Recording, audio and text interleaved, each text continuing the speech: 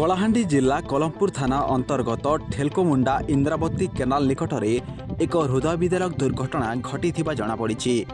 जयपाटना रेंगालपाली गाँवर एक परिवार कार जोगे मंडल नुआ गाँ को भोजी खाई आसी घर को फेरुथिबा बेले ठेलकोमुंडा केनाल निकटरे एक आपाची बाइक सह दुर्घटना होइथिला।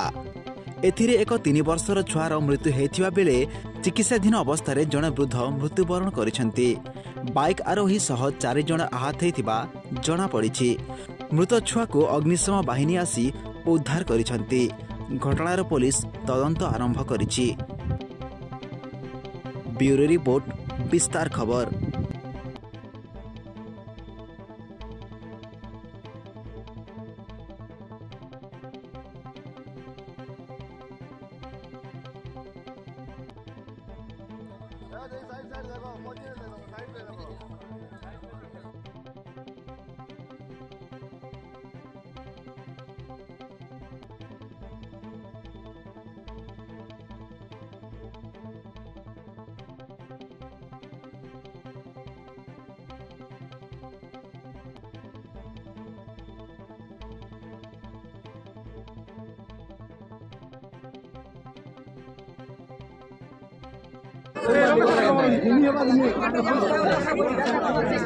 हाँ